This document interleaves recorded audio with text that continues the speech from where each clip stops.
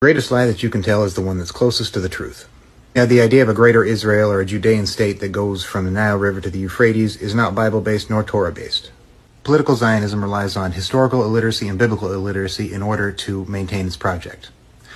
Any pastor that tells you that the Judeans were promised from the Nile to the Euphrates either hasn't read the Bible or history enough to be teaching, or is deliberately lying, and definitely shouldn't be teaching. Now, it sure as heck does say, "To your offspring I assign this land, from the river of Egypt to the great river, the river Euphrates." That's God's promise to Abraham, that his descendants will live in the land from the Nile to the Euphrates. But the deception is that political Zionism has changed the meaning of the descendants of Abraham to, instead of mean the descendants of Abraham, to mean the descendants of the kingdom of Judah. Now, if you know anything about the Bible, you'll know that Abraham had more than one son. He had a son named Ishmael, and his descendants, the Ishmaelites, are now known as the Arabs.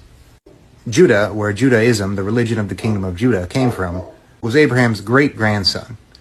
As you know, Father Abraham had many sons had father, you know that song?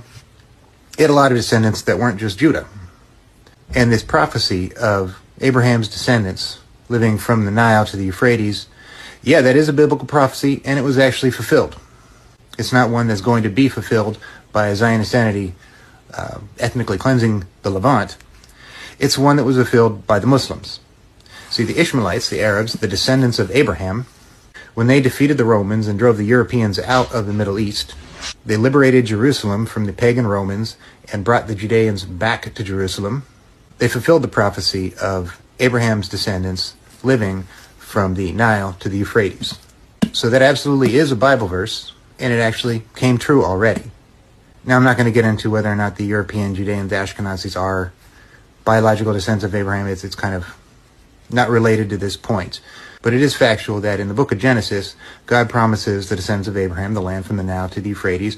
And it is factual that that happened when the Muslims defeated the Romans and brought the Jews back to the Holy Land.